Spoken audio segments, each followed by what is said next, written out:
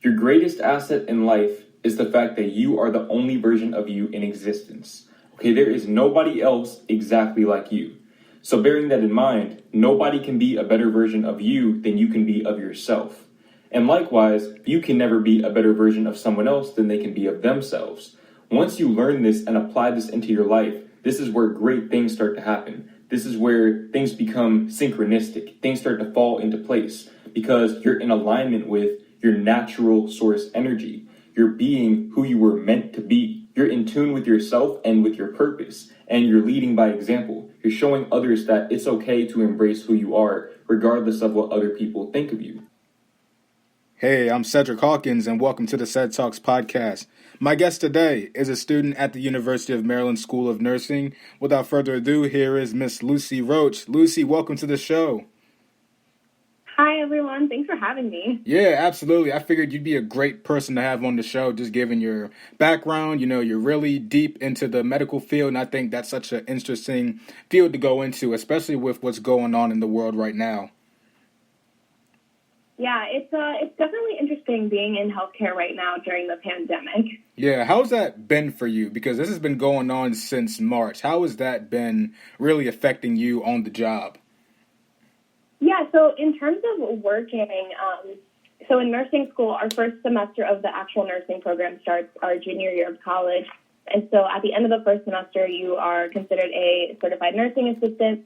So I actually started working in healthcare, my actual job in April, and I started at the Baltimore Convention Center Field Hospital, which was created by the state of Maryland to provide kind of a little in-between spot for COVID patients who were ready to be discharged from the hospital because they weren't considered critical anymore, but they weren't ready to go home. So I worked there from April to June. We also did COVID testing there. And then in June, I started my student nurse residency program at shock trauma in Baltimore, where I work on the multi-trauma intermediate care unit, and I've been working there ever since. Right. Mentally, how has that been affecting you? Because obviously this virus, it doesn't hold back, it doesn't discriminate, it doesn't matter who you are, and especially in the confines of your job. How does that affect you? So I guess in terms of mental health, in 2020 it was just a very rough year for everyone in general. It was kind of scary knowing that I would be entering the nursing profession during the middle of a pandemic. And during the start of the pandemic when, PPE like gloves and gowns and masks were very short, it was kind of nerve-wracking because there were some hospitals that were not able to provide that. So kind of, I had to make that decision, do I want to put myself at risk? And at the very start of the pandemic, I was not able to see my mom or grandparents for a while. My mom's a teacher, and my grandparents live out of state now.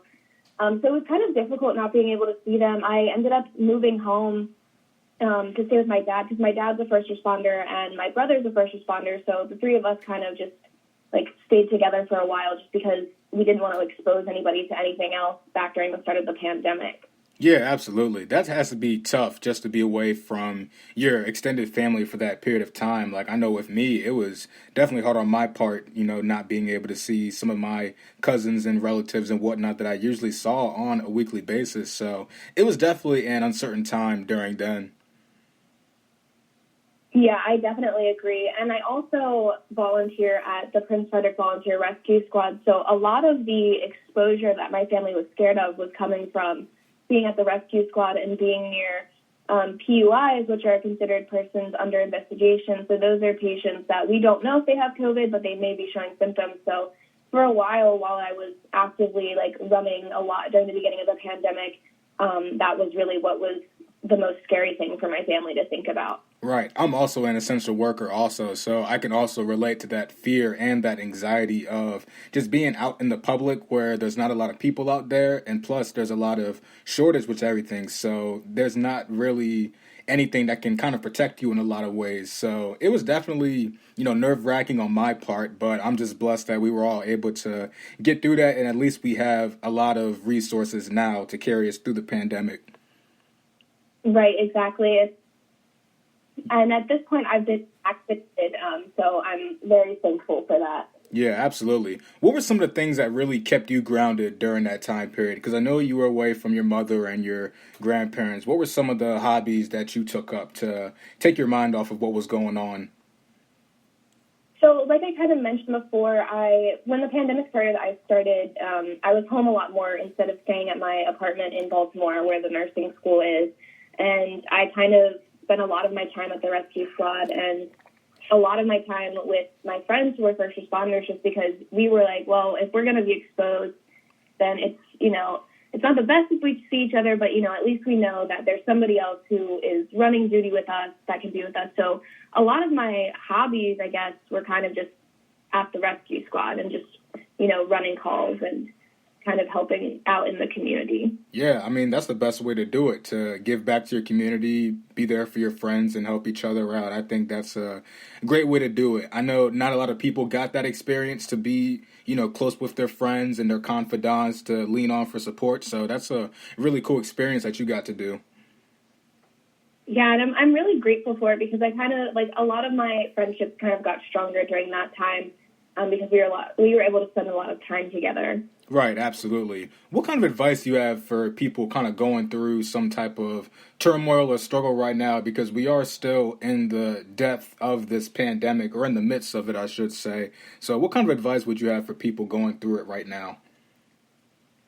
My first advice would be, obviously, if you go out in public, wear a mask, make sure you're social distancing, try to keep your little group very close because, everybody that you hang out with, you're also hanging out with anybody that they've been around. So always make sure that the people you're around are people that you trust to not expose you to anything.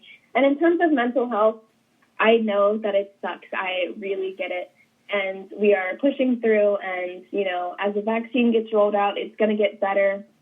And I know here in the U.S., it's so much worse than it has been in other places because I feel like people aren't taking it seriously. So my advice would be keep taking it seriously. It's still very much present. And, hopefully within the next few months, hopefully by fall time, things will start, returning back to a little bit of normalcy. Yeah, I hope things get back to normal. And I do think by the fall time, things will, slowly start to open back up and we can start getting back to the way life was. But I absolutely agree in the sense of being cautious of everybody because most people are getting their vaccines. So now they feel like they don't have to wear their mask anymore, have to stay protected. But, everybody has to stay protected because this thing is out there and it's very deadly. And I think the only way that we can really move forward from this pandemic is to truly just stay protected and stay guarded up. Exactly. Yep. Talk to me about your childhood growing up here in Maryland. What was that like for you as a kid? Yeah, so I was born and raised here in Southern Maryland. I grew up in Prince Frederick, and I went to Calvert Elementary School for elementary school. That was great. I made a lot of friends there. My childhood here was fine, just a very typical suburban lifestyle. Everybody seems to know everybody.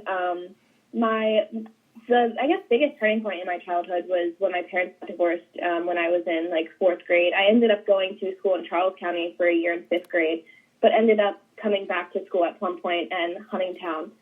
So, I had aside from my parents getting divorced and things like that, my childhood was pretty much calm, nothing out of the ordinary, just, growing up in a suburban kind of town like Southern Maryland. Right. How did that affect you? Your parents' divorce and then you going to Charles County and then coming back to Calvert County a year later. How did that really affect you? Did you adjust well to everything or did it really take you some time to adjust to your new surroundings?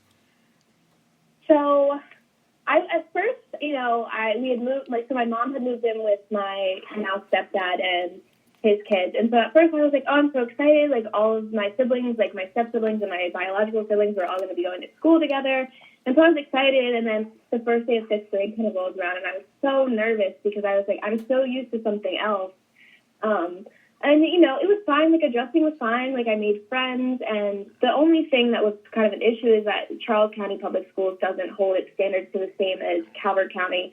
So by the end of fifth grade, my parents were kind of we feel like this isn't necessarily the best learning environment for our kids, so we're going to switch back to Calvert County. And once I was kind of back in my regular learning setting, things were fine, and I adjusted really well to that. The only thing now that was different was that, you know, my dad lived in Prince Frederick and my mom lived in North Plata. So when my mom had us, we were driving 45 minutes to school in the morning. Right. Do you prefer Calvert County more than Charles County when you think about your experience looking back on that? Yeah, I definitely feel like Calvert County was a better place to grow up. The education system is better. I feel like Calvert County is a really great place to like raise a child if you're interested in like a really good like school system in terms of the education. In terms of other things, you know, Calvert County is a very conservative place. So if you are someone like me who's in like the LGBT community, it can be a little, you know, scary because I feel like a lot of the bullying that would happen in Calvert County were against students who were different. They're not your stereotypical like conservative student with parents that, you know, both have like working high paying jobs. Yeah, absolutely. I think that's probably the only drawback I can really think of when it comes to Calvert County, because I've said it on the podcast lots of times, like, I love this county and everything, but it's like you said, it can be a very conservative county for someone like me who has more liberal views and liberal ideas of, you know, different groups and different organizations, and especially everything that's going on in the world now. Like, this county can be sometimes even radical to a degree. So I think that's the only drawback, but, you know, like you said, I love this county a lot. Yeah, that's kind of like I'm thinking with the county. You know, I think it's a great place to grow up, but there's also, you know, there's some downsides because I feel like some of the members of our community are kind of stuck in the past and don't want to move forward and progress. Yeah. What were some of the things that your parents instilled in you growing up as a kid? Some of the morals, values, and skills that you still have to this day as a young adult? Yeah, so my parents, like, instilled in me from a young age to kind of be very independent and, you know, to speak my mind. You know, they were the kind of people that were like, you know, your respect is not just given, like, you earn respect, and, you know, if somebody gives you respect, then you need to give them respect back. And they also taught me that, you know, I need to be independent and, you know, be able to take care of myself. And when it came to school, they were always very supportive, and they tried as hard as they could to make sure I had all of the resources that I would need to set me up for success later in life. Yeah, I think teaching those skills of independence to a child is like really good, because you never want to grow up and be, you know, dependent or kind of clingy to your loved ones when it comes to certain things, especially when, you know, it comes to college, because as college students ourselves, you know, we have our parents for support and everything, but at the same time, we also have to stand on our own 2 feet and forge our own path just so we can establish ourselves in a way. So that way, in a few years from now, we'll be pretty much good to go, ready to take on the real world. Exactly, yeah. Yeah, looking back on that, is that something that you're grateful for, that you have those independent skills? Yeah, I'm actually super grateful for, you know, so in the nursing program at UC Maryland, the first 2 years are done in College Park, and the second 2 years are done in Baltimore City. And, you know, I think having those skills, like, at a young age really helped me with the whole adjustment process from living in, like, a dorm setting to living in an actual apartment on my own in Baltimore City. Right, absolutely. Shifting gears from that, what led you to nursing when you were a child, or let's say maybe a teenager? What led you to want to be a nurse and join the medical field? Yeah, so I was at a very young age that I always wanted to get into healthcare, and, you know, as I grew up, it kind of went back and forth from different things. You know, there was some time when I wanted to be a doctor, and then there was a time where I wanted to be a vet. And, you know, over the years, as I've had more and more experience working in healthcare and getting to see the different, like, aspects of, like, the healthcare team, I realized that I wanted to go into nursing because nursing gives you a lot of patient care, and nurses are the main advocates for patients. You know, it may seem like doctors have a lot of patient contact and they're doing a lot, but nurses truly in the hospital are, like, the sole, like, responsibility of the patient. They help make a lot of the decisions with that care team. And I realized as a nurse, I wanted to be responsible for the patient care aspect rather than the prescribing and treatment of like patient illnesses and injuries. Yeah, that's cool that you want to take on that role of someone that is leading the charge, standing at the front lines and just willing to help people out, because that could be a lot of pressure, it sounds like, to be moving back and forth between different rooms, assisting other people, but those independent skills your parents taught you, it seems to be working out in your favor when it comes to you entering the work field in nursing. So I think that's really cool. Hey, thank you. Yeah, absolutely. You find it, encouraging at the end of the day when you can reflect on your workday that, you're helping and you're inspiring others by being in the nursing profession?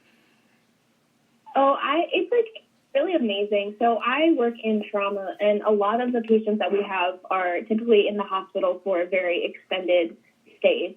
And so I work on our intermediate care unit, and the patients that we have already been in the critical care unit, or they've come up straight from our trauma resuscitation unit. And so they're with us usually for a week to even months at a time. So when I get to have the same patient during different shifts, it's really rewarding to kind of see them see the progress they go through and see them either go to a rehab facility to continue with their care or finally get discharged to go home. So it's really like rewarding to kind of see the patients transform from what they were when they came into the hospital. Yeah, that's cool. I can relate to that. Not in the sense that I'm aspiring to be a doctor, but I work at a daycare. My goal is to become a teacher, so it can be rewarding getting to work with kids, and then you work with them over a long period of time, and then they grow on you in a lot of ways, and they start to, I guess, appreciate you in a lot of ways. And I know with me, being in this profession, it can be very rewarding, so I can relate to that feeling, and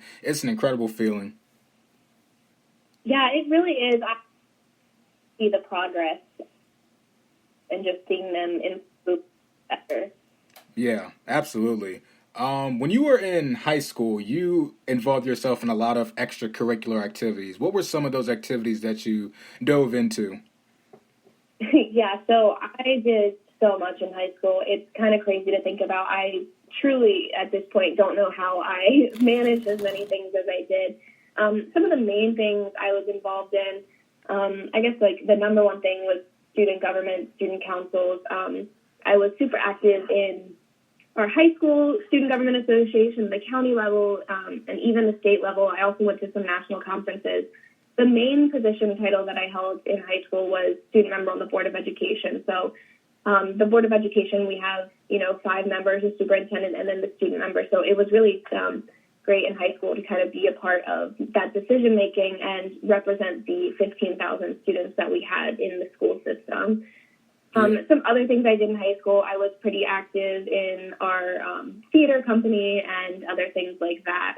Yeah, like just hearing that and then, looking back on it, I think that's incredible that you put yourself out there and you involve yourself in all of those things. I know for me as a high school student, I didn't really do much extracurricular stuff. I was just someone that played it cool in the back, and part of me wishes that I did do stuff like that. But, it's incredible just to be able to have all of those accomplishments under your belt and know that you made a difference in the county. Well, thank you. Yeah. The things I did in high school was set me up for success in college and being able to get involved with similar types of organizations when I finally got to college. Yeah. Do you feel as if more students should involve themselves in different activities, whether that's high school or college? I think it's a great way to meet people that are like-minded. So in high school, I think, find something that really speaks to you. Don't just join something because it looks good on a resume. Really find some things that you truly want to dive deep into. And then in college, I started at College Park, and that's a very big school. And so the easiest way to kind of meet people that are interested in similar things is to join organizations. So at College Park, I was in our choir because I liked doing choir and theater in high school. So I wanted to kind of find something like that for more so relaxation, fun purposes. And then when I was at College Park, I was also involved in our Residence Hall Association. So we were responsible for all of the students living on campus and in the dorms. So that was kind of similar to being in student government in high school. At College Park, I was on our Senate for the Residence Hall Association, the president of our South Hill area, I helped run a couple different larger events that we had.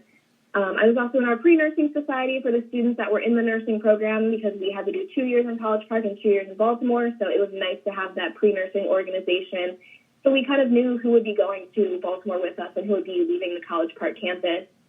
And then now at the nursing school, I'm the president of our organization called Students United in Policy Education and Research. So we focus a lot on policy and advocacy work as it relates to healthcare. So prior to the pandemic, we would have a lot of panels and things where students could come and talk about healthcare policy topics, usually like hot topics, sometimes controversial things. And then we also were active in the Maryland Nurses Association.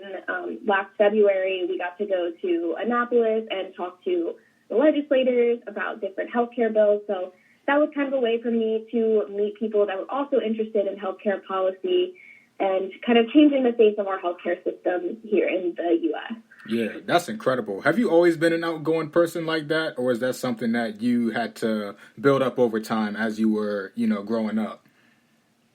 So when I was younger, kind of in elementary school and middle school, I used to be very quiet. I was always involved in things, but, I kind of didn't speak my mind unless spoken to, just kind of watched everybody from a distance. But as I got into high school and I got more passionate about things, I became a lot more outgoing and extroverted. And now that I'm in college, I am not afraid to speak my mind and very willing to talk to anybody. And I love getting to meet people, especially in the organizations that I do and the people that I meet at work.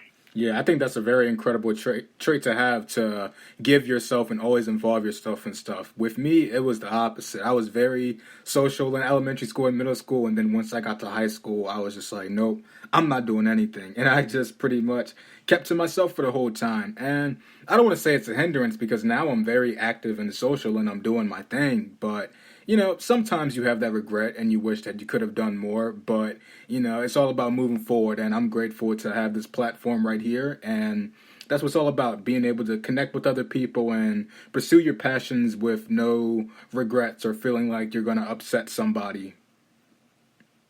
Yeah, I think this podcast is a great way to kind of connect with people, and it's a lot of people that, we went to high school with, so I love getting to listen and see what people are up to now. Yeah, absolutely, 100%.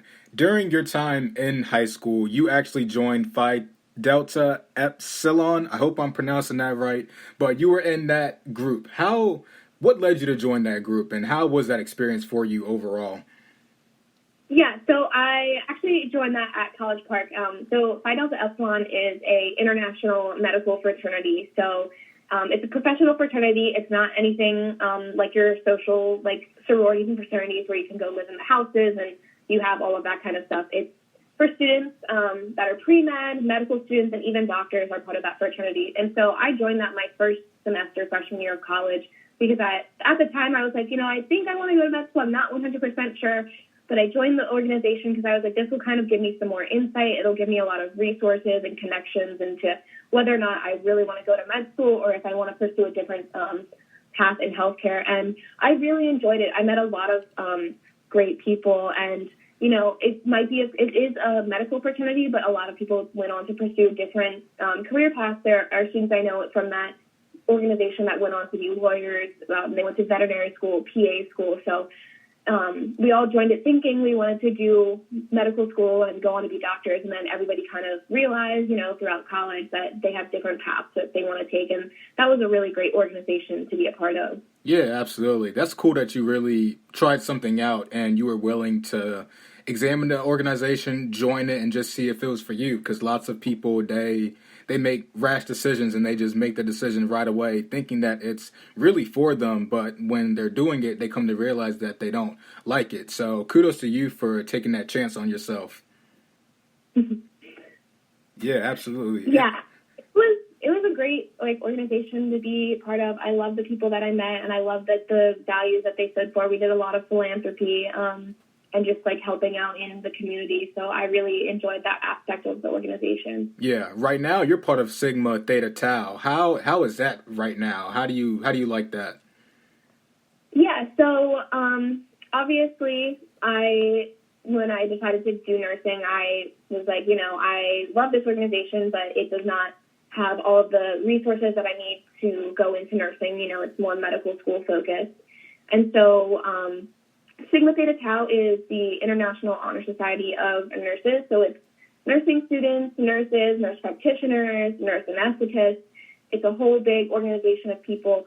And so to join Sigma, you have to have finished half of your nursing coursework, so you have to be done with your junior year, and then you have to have a certain GPA to get invited. So a certain amount of us were invited, and this organization is it provides us with a lot of resources for the nursing profession. There's study tips that the organization has.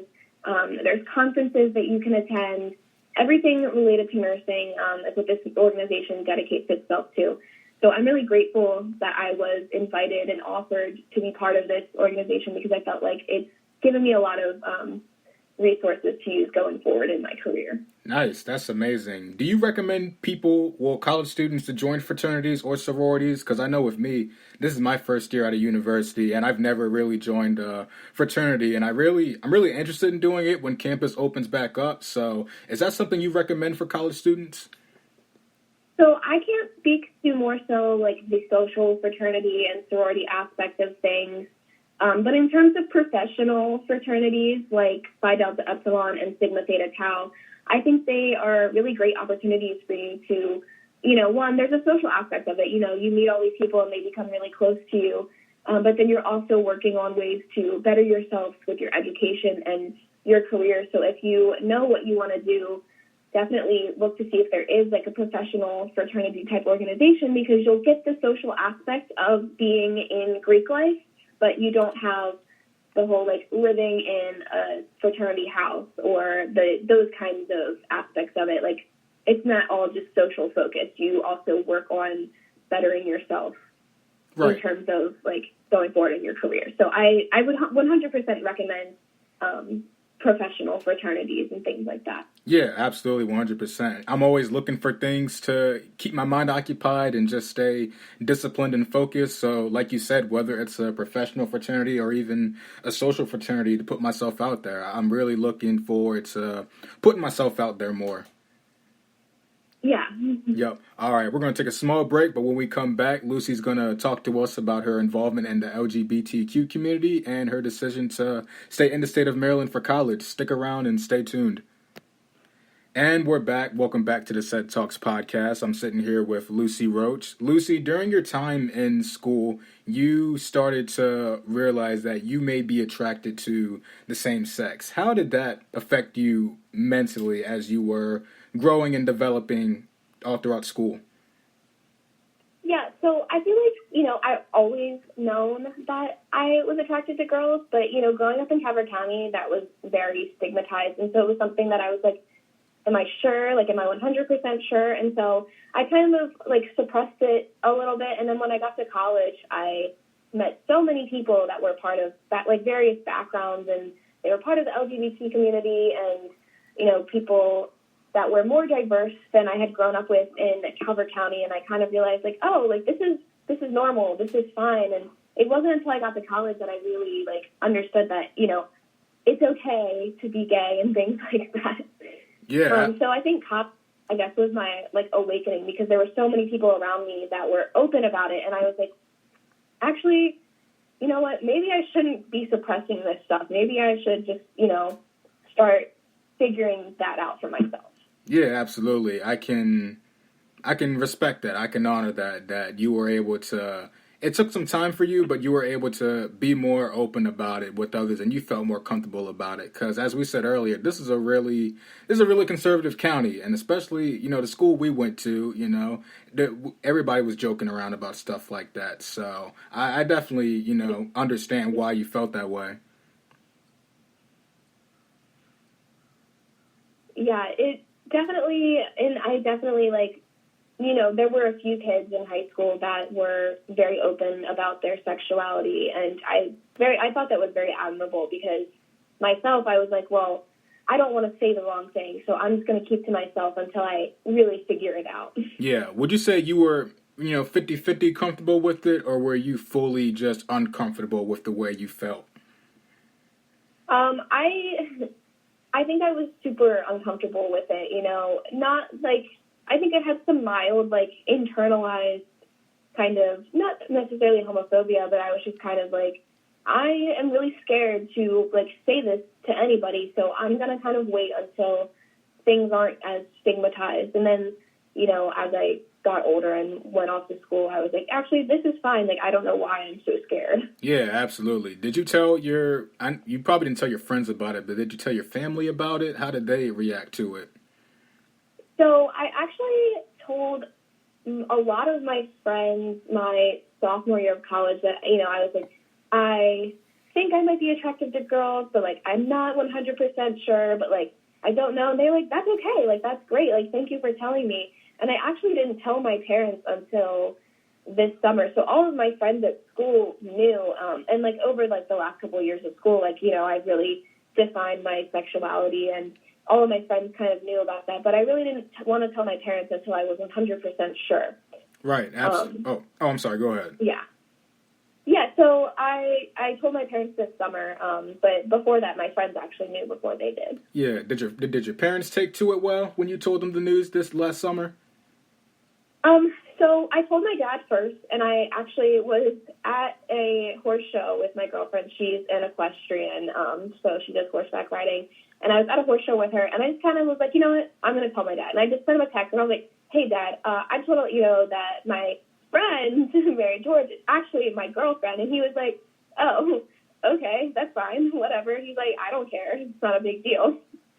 Yeah. So my dad was great and super supportive. And then my mom, I was a little bit more nervous to tell, not because I thought she wouldn't support it, because both of my parents always told us growing up, like, if you ever need to tell us anything, you can tell us. We're not going to be mad. It's fine. But my stepdad grew up very Catholic, very conservative, and it's not that he's not supportive of it. He just, is a little bit less sensitive to it, I guess, and a little less tolerable of it. So I was nervous to tell my mom more so because I was afraid that my stepdad and his family would kind of look down on me. And so I didn't want to make it this big thing because I feel like coming out for some people, everybody has a different story they want to tell. And for me, I didn't want it to be this whole big event because I feel like it shouldn't be this massive thing that you have to tell people that you aren't straight. Why straight people don't have to come out, so why should gay people? And so I told my mom actually when we were grocery shopping at Costco because I was like, you know what, I'm going to make this as nonchalant as possible because I don't want it to be, this whole thing. And she was just like, oh, okay. And I was like, you know what, at first, I was like, please don't tell anybody. And she's like, well, I need to, tell your stepdad about it because I don't want him to feel some sort of way about not saying anything. And she, later that day, had a conversation with him, and he was fine with it. He's just not super into PDA and things like that. But, I respect that. I'm not super into PDA regardless of sexuality. So, I understood that. But yeah, my family's accepting. And then my grandparents are also, very traditional. And so I was like, I'm not telling them. And my mom was like, well, I'm not telling them. And my aunt was like, you know what, fine. And then my aunt called them and was like, hey, by the way. And they were totally fine with it. And they've all been super supportive. And I'm so grateful for that. Wow, that's nice. Because I know with some people, it's very hard for their families to understand that. And they can resent them for it. And they can even disown them or turn away from them just based on the person that they like. So I think that's incredible that your family was able to support you and that they still support you now.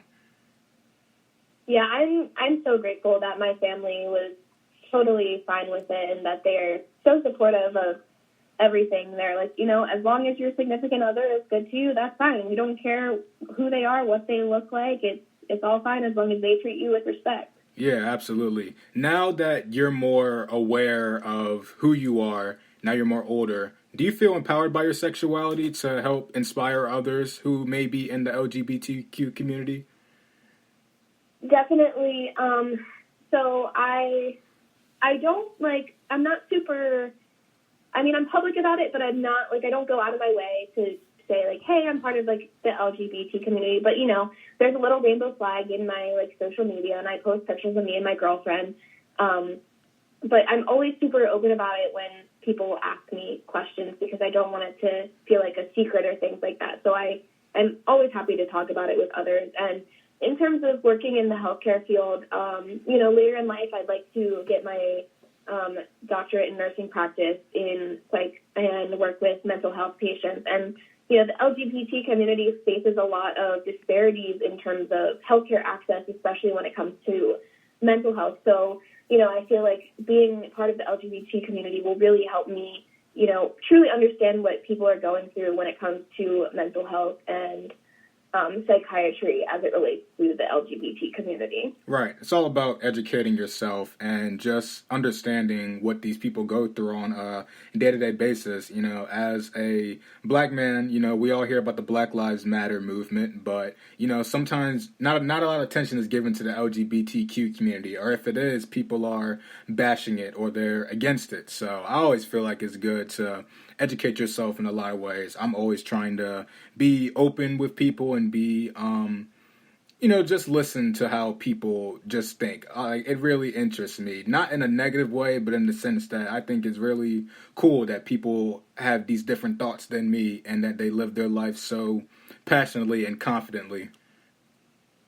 Exactly. And I think that being open, just being able to listen is something that will truly kind of help reduce some of these stigmas surrounding so many different groups, the LGBT group, people of color, women. You know, we're facing a lot of social injustices right now, and I feel like if people would just open their hearts and their minds and just kind of listen and, you know, you don't have to understand, but, you know, at least try to listen and figure out, you know, why people feel this way. That's, I think, one of the best things that people can do. Yeah, absolutely. How do you think people can be more accepting of the LGBTQ community? How do you think they can be more open, I guess, to the different philosophies that they have? This is a kind of a hard question because, you know, I'd love to say, well, if people just would listen, you know, you don't have to accept it, but, you know, at least tolerate it. You know, there's some people that are just so set in their ways that I feel like there's just nothing that will get through to them. But, you know, people who are kind of like on the fence about it, you know, just take some time to think about it and realize that, you know, you don't have to live your life the exact same way that somebody else does. And if they're not hurting you, then why does it matter, like, if somebody is dating somebody of the same sex? Like, it's really not impacting you one way or the other. And I think I wish more people would truly, like, realize how many barriers there are for all of these groups that are going through this social injustice movement right now, because I think people are just like, no, like they don't face that stuff because they don't see the harassment or bullying or stigmas that happen. I think they're unaware. So I think people should just, you know, try to engage more and just try to understand. And I think one of the big things in the LGBT community is just respecting people's sexuality, regardless of if you agree with it or not. Just at least respect it and, you know, go from there. Yeah, I share the same opinion, and just really respecting it and just respect the person's belief and their views. It's like nobody's asking you to attend a gay rally and just sit there, you know, like nobody's asking you to do that. I mean, it's just all about respect, just being able to understand that this is how a person thinks and feels. And if you see, you know, a couple walking down the street, you don't have to make a face at them or make a rude remark at them. Just go about your day. Nobody's hurting you or affecting you.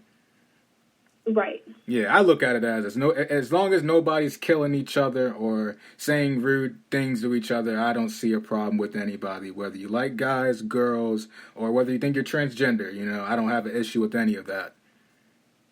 Exactly. Yeah.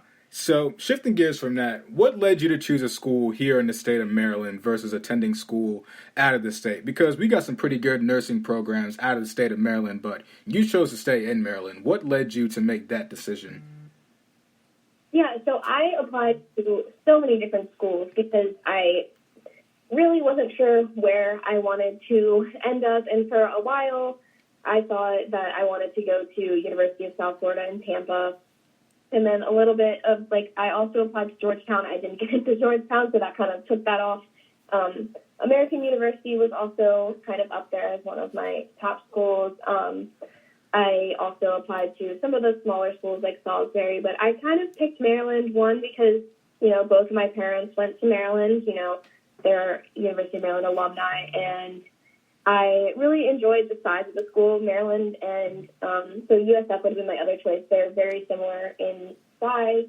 My thing about USF is that I didn't want to have to worry about, like, flying home or driving home to see my family. With College Park, I have some distance where I could be independent and live on my own, but I could still occasionally come home to see my parents and my siblings. So that's kind of why I picked it. And then when the second half of the nursing program started in Baltimore, that was pretty similar. Baltimore isn't that much farther than College Park, so it was nice to kind of have my own space but still be close enough to home that if I wanted to see my family, I could come home. Yeah, I agree with that. I'm a homebody, so it was a no-brainer for me to stay in Maryland to go to school, but it was just the decision of how far did I really want to go away. And so I chose Bowie State just because of it's not a far, commute. It's about 45, 50 minutes, and it's not too far away from home, but it's close enough to where if I want to come back home and just chill out and have my own space, I can do that because I'm someone who likes to have my own space. So I think it's good for college students to know where they want to go versus, feeling the pressure and thinking that they have to go out of their home state just to get the college experience. Exactly. Yeah. So how would you describe your first year of college? Did you have trouble adjusting with everything, or did everything come really well for you? So my first year of college was definitely interesting. I joined a lot of organizations, met a lot of people, made a bunch of, great friends, made a bunch of connections. My only issue my first year of college was my roommate. My first semester, I lived in a double room, and she was fine at first, and then, I don't know, something kind of took a turn, and it just became a super hostile environment. I ended up moving out all the way across campus to a different living style, and that was an apartment that I moved into, on campus. And that kind of put a lot of stress on me my freshman year in terms of my mental health. But other than that, other than the crazy roommate situation that sounds so, stereotypical, my college, experience my first year was great. That's great. That was probably my biggest decision not to go to university first was just roommates, because I knew I wouldn't fare out well with having a roommate. Because, I have a little brother, but he's never really bothered me, so I've been pretty much an only child, and I've always been independent. So I knew being taken out of that element and having to room with somebody, I was like, yeah, this isn't going to work. Give me a few years to mature, and then I think I'll be ready for that. Yeah, exactly. So I, always grew up with my own room because I have two brothers and I'm the only girl. So my brothers always shared a room. But, yeah, going to college, it was I didn't mind sharing a room. It was just the roommate that I had was not the greatest. But, sharing, rooms and, I lived in an apartment with 6 other people for the spring of my freshman year, and then my sophomore year, there were 8 of us in an apartment. So wow, right. So college for you. Yeah. So you're nearing the end of your college career. When you reflect and look back on it, what are some of the lessons you've learned during your time at the University of Maryland School of Nursing? So I feel like the nursing school has really taught me just to be a better advocate for others. So, one of the biggest things going into the nursing profession that you need to learn is how to be an advocate. So advocate for your patients, for yourself, and for others. And so I found that as school has gone on, I've become very open about, looking after others, looking after my classmates. If our professor says something that's a little off, I'm always one to, send an email and be like, hey, I don't know if this is right, but a few of us in the class are, wondering about something, and I just feel like college has really taught me just to be a better advocate, not only for myself, but for others. Yeah, that's what it's all about, too, as a college student, just being able to advocate for yourself, because sometimes not a lot of people are going to do it for you, or not a lot of people will speak up if everybody has the same question, so somebody has to be the one to step up, and I've also learned that during my time in college is just being an advocate for yourself. And I think that goes a long way as you start to progress and become an adult entering the real world. Yeah, and I think, just learning how to, speak up for yourself is, a really important skill. And, for me, I really didn't learn that skill where I wanted to take initiative was, not until college. I mean, I did a little bit in high school, but when I got to college, I guess you could say I became a little bit more mouthy. Yeah, absolutely. So my final question to you before I go ahead and let you go is, what would you like your purpose as a nurse to be as you enter the work field and you start to really take care of people and help people out? What would you like your purpose to be? So kind of like I said before, just to be a great advocate for others, but also just to be someone there that will listen to the patients because, I'm sure you've heard in the news that, people of color, LGBT, women struggle in the healthcare field, getting people to listen to them. Like an example of that would be the tennis player Serena Williams when she was, I think postpartum, nobody listened to her when she said her chest hurt and she ended up having a blood clot in her lungs. And, I think sometimes there's still some stigmas that are floating around in healthcare, and I just want to be someone to help break those barriers and just always listen to my patient because at the end of the day, the only person that knows what's going on in your patient's body is your patient. So you always have to be there to listen and just, make sure you're doing everything you can for them. And I just kind of want to break some of those healthcare barriers that we kind of see right now. Yeah, for sure. You sound very passionate about the job, and I think you'll do a great job as a nurse once you get your degree. And I hope you are the one that really changes everything. Thank you. Yep. Well, Lucie, thank you so much for your time. I really appreciated your transparency and your honesty. And, hopefully we'll stay in touch, and I'll see you soon. Thank you so much for having me. Yeah, absolutely. Take care. Thank you. Yep. All right, this wraps up this edition of the podcast. Stay blessed and stay encouraged, and I'll be back with you guys soon.